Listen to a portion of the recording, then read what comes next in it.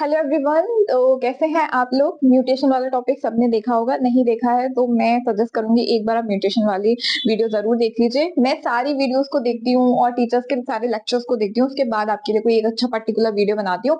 किसी के थोड़े से कुछ ले लिया, इंपॉर्टेंट लाइन दिख रही है किसी की बुक से, मतलब जैसे हमारी 12th की एनसीईआरटी की बुक है, ठीक है, वहां से एक आध लाइन देख ली कि ये बहुत इंपॉर्टेंट है, लिख लेती हूँ। ठीक है, मैं अपने नोट्स बनाती हूँ। ठीक है, पहले सारी लेक्चर्स के देखो, आप लोग देखो। ठीक है, मैं पहले सारे नोट्स बनाती हूँ अच्छे से, ताकि कोई भी लाइन जो है वो मिस ना हो जाए और हम एक ही वीडियो में सब कुछ इंक्लूड कर पाए। ठीक है, मतलब मैं इंक्लूड कर पाऊँ अभी तो इसी वजह से मैं यही कोशिश करती हूँ कि कोई भी आपको जगह जगह जाके सारी वीडियोस ना देखनी पड़े, एक छोटा सा बाइट शॉर्ट फटाफट निपट जाए और इसमें आपका जो रिवीजन है वो हो जाए। ठीक है, तो कैंसर के बारे में हम शुरू करने वाले हैं। सबको पता है कैंसर क्या होता है, बहुत ही कॉमन है। आजकल तो हर जहां भी हम देख रहे हैं सबको कैंसर नजर आता है। 5 में से 4 4 लोगों को, 3 लोगों को पता चलता है कि कैंसर है। ठीक है, अब कैंसर होता क्या है? जब सेल हमारे रैपिडली डिवाइड करते हैं, सबको पता है हमारे सेल जो है अगर लिविंग है, रैपिडली लिविंग सेल है, तो वो डिवाइड करते रहते हैं। लेकिन ऐसा क्या होता है कि सेल कंटिन्यूसली डिवाइड करते हैं, तो उसके बारे में भी हम बात करने वाले हैं। सेल डिवाइड करे जा रहे हैं, कोई गार्ड ही नहीं है उनको रोकने के लिए, कहने के लिए कि भैया रुक जाओ, थम जाओ। ठीक है, कुछ कहने के लिए कोई है ही नहीं और थामने के लिए कोई है ही नहीं। तो फिर क्या हो रहा है कि सेल जो है वो डिवाइड करे जा रहे हैं कंटिन्यूसली। जब वो डिवाइड करते हैं तो वो एक ट्यूमर फॉर्म बना लेते हैं। देखिए, मान लीजिए ये मेरी बोन है। ठीक है, मान लीजिए थोड़ी देर के लिए, 5 मिनट के लिए मान लीजिए कि मुझे कैंसर हो गया। ठीक है, तो यहाँ पे ये जो ट्यूमर बन गया है, मेरे सेल यहाँ पे डिवाइड करे जा रहे हैं, ट्यूमर बन गया है। ठीक है, नॉट इन हार्मफुल, लेकिन हार्मफुल होता है कैंसर। ठीक है, कैंसर हार्मफुल होता है, ट्यूमर हमेशा हार्मफुल हो ऐसा जरूरी नहीं है।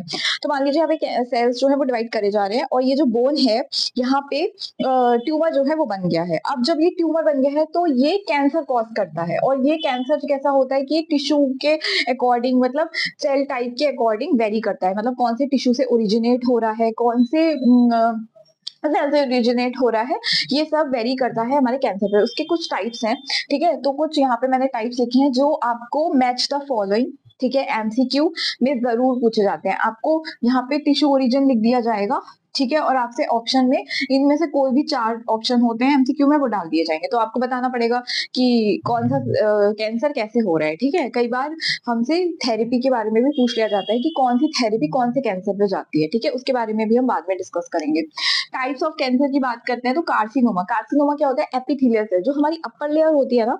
ठीक है, अब हमें ना लॉजिक्स लगाने हैं, हमें बायोलॉजी में लॉजिक्स लगाने हैं। ठीक है, लिविंग चीजें हैं सारी, बायोलॉजी का मतलब ये, बायो मतलब लिविंग, तो हमें लॉजिक्स लगाने हैं। अपर लेयर है, ठीक है, अपर लेयर कैसे डैमेज हो सकती है? केमिकल लग गया मुझे, अपर लेयर डैमेज हो गई। एपिथेलियल सेल है ना, तो अपर लेयर डैमेज हो सकती है। तो कार्सिनोमा का मतलब यही होता है, एपिथेलियल सेल अपर लेयर। अभी आपको ये सारी चीजें लगेंगी, अरे मैम ऐसे क्यों पढ़ा रही है, इतना छोटा छोटा के बता रही है, बट जब बहुत सारी चीजें आती हैं तब हमें याद नहीं रहता है, तो हमें ट्रिक्स याद आती हैं। ठीक है, सार्कोमा जो है वो मसल सेल्स में होता है।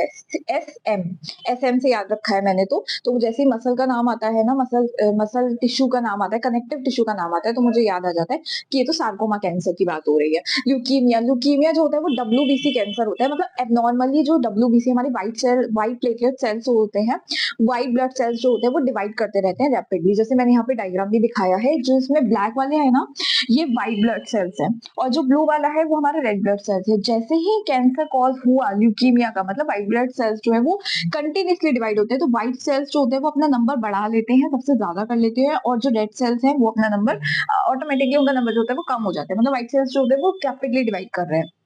तो ये ल्यूकीमिया का कैंसर, मतलब ल्यूकीमिया एबनॉर्मल सेल्स हो रहे हैं। ठीक है, व्हाइट वाले कंटिन्यूसली डिवाइड हो रहे हैं।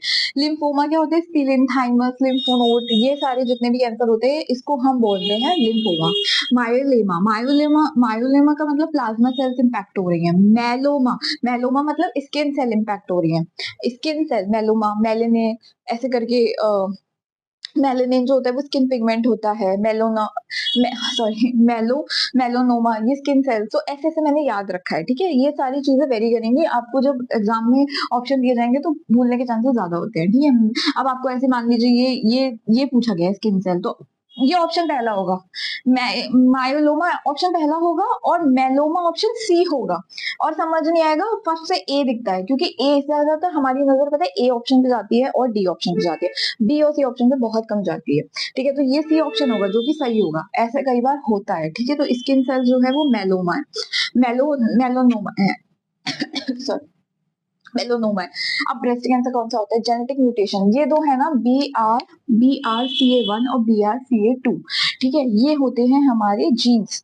अगर ये जीन्स हमारे में म्यूटेटेड हो गए तो ब्रेस्ट कैंसर हो सकता है।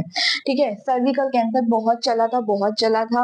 न्यूज में भी दिखा रहे थे कि फीमेल्स को सर्विकल कैंसर के चांसेस ज्यादा है, आप ये वैक्सीन लगवा लीजिए, यहाँ मिल जाएगी सरकारी अस्पताल में या प्राइवेट अस्पताल में, इतने पैसे जा रहे हैं। बहुत चला था। ह्यूमन पैपिलोमा वायरस फैला था। ठीक है, जिसकी वजह से ये सर्विकल कैंसर फैलने के चांसेस बहुत ज्यादा हो गए थे फीमेल्स में। ठीक है, तो इसके बारे में आप लोगों ने न्यूज में जरूर देखा होगा, जैसे कोई वीडियो देखते होगे, एड जरूर दिखा रहे थे सर्विकल कैंसर का। ठीक है, जर्म सेल कैंसर कौन सा होता है? ये टेस्टिस ऑफ ओवरी में हो जाता है, जो भी मेल पार्ट होता है, और ओवरी जो होता है फीमेल पार्ट होता है। जब ये कंटिन्यूसली इनके डिवीजन होते हैं सेल्स में, तो ये कैंसर जो होता है वो हो जाता है। तो ये जर्म सेल कैंसर होता है, मतलब ये जेनेटिकली होता है, जेनेटिकली वेरी भी करता है। अच्छा, बहुत सारे लोग पूछते हैं कि कैंसर क्या जेनेटिकली होता है मैम? जैसे मान लीजिए मेरे हेरिटेबल होता है, मेरे फादर को है या फिर मेरी मदर को है, तो क्या मैम मुझे भी हो सकता है? तो नहीं, ऐसा नहीं होता है। ये वेरी करता है जनरेशन टू जनरेशन, मतलब सॉरी, ये वेरी नहीं करता है जनरेशन टू जनरेशन।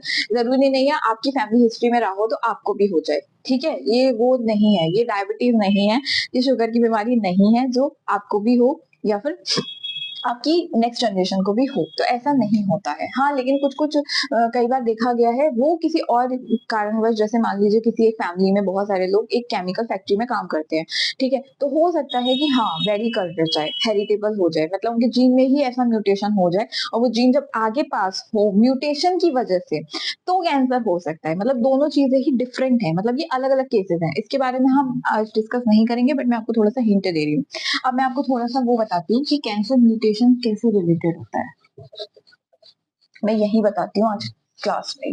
पहले मैं लिख लेती थी, फिर मैं रिकॉर्ड करती थी, बट आज मैं यही बताऊंगी कि कैंसर के कौन कौन से म्यूटेशन होते हैं। देखिए, मैं आपको समझाती हूँ। देखिए, दो म्यूटेशन हम यहाँ पे पढ़ेंगे, डोमिनेंट म्यूटेशन, बहुत पूछा जाता है ये क्वेश्चन, बहुत ज्यादा, और रिसेसिव म्यूटेशन।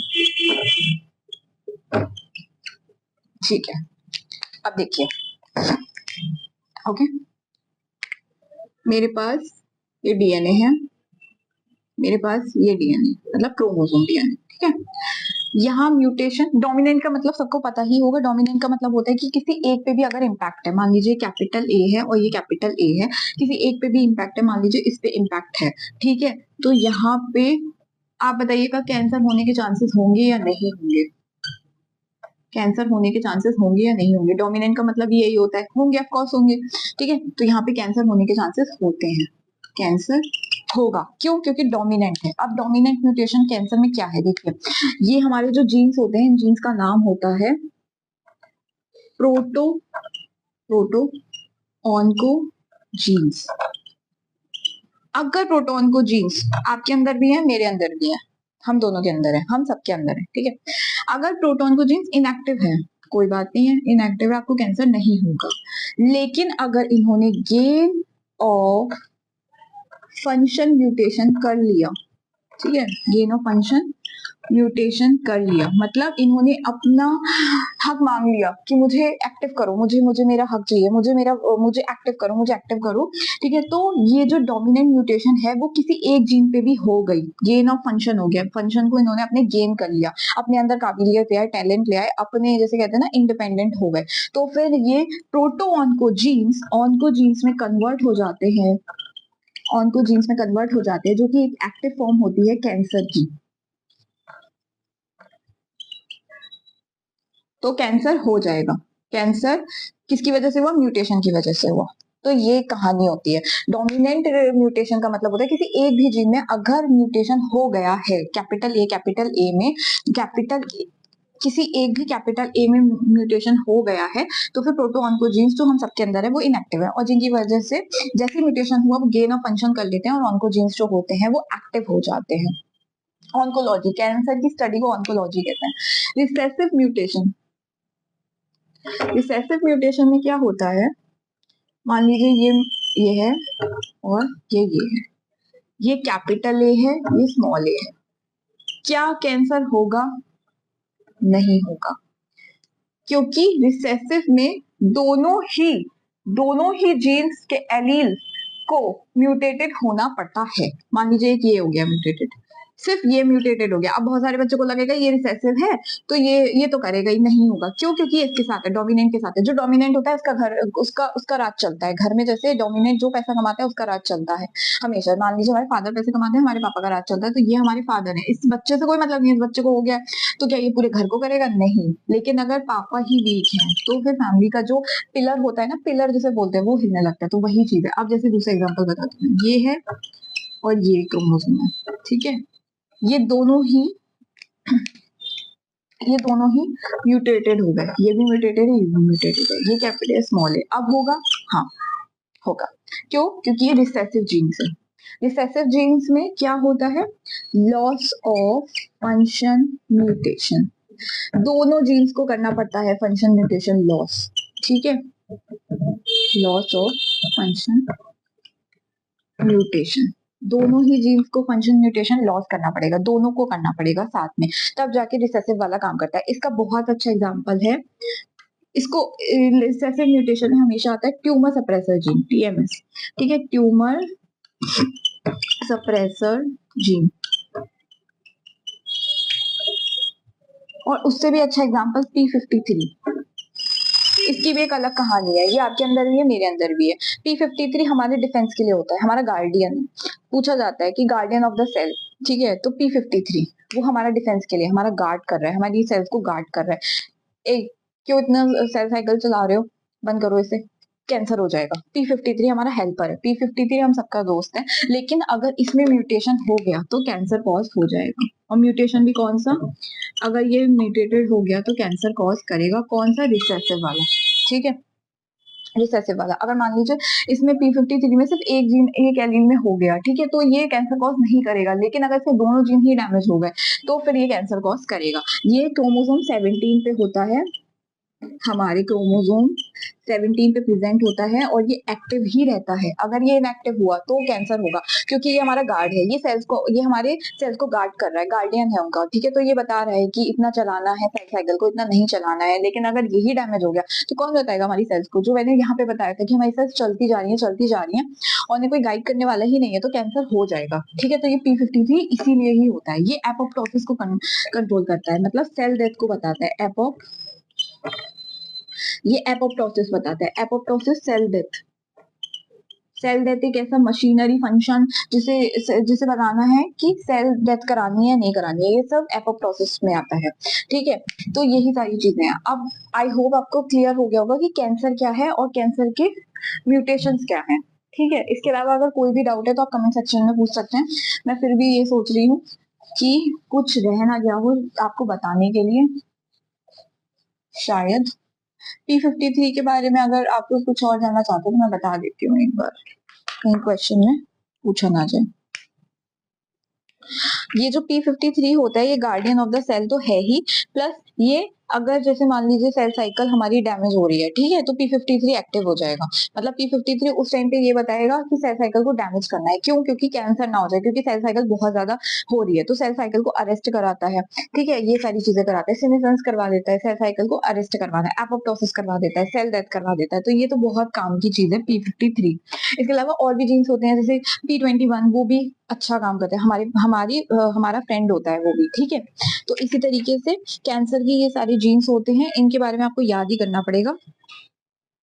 मैं कुछ और देख रही हूँ कि शायद कुछ बताने से रह ना गया हो। ये P53 जो होता है, देखिए ये जो P53 होता है ये आरएनए, मतलब ये हमारे डीएनए पे है, ठीक है। डीएनए से हमारा आरएनए बनेगा, मतलब हमारे जीन पे है P53, आरएनए बनेगा और आरएनए से ही प्रोटीन बनेगा। और ये इसी प्रोटीन को कोड करता है, P53 इसी प्रोटीन पे काम करता है। P53 इसका यही काम होता है कि इसी प्रोटीन पे काम करता है और यही एक्टिव होता है, और जैसे ही ये P53 प्रोटीन पे काम करके एक्टिव होता है, एक्टिवेट, तो इसका काम है सेल डैमेज हो गया है तो बताना, ठीक है, सेल साइकिल अरेस्टेड,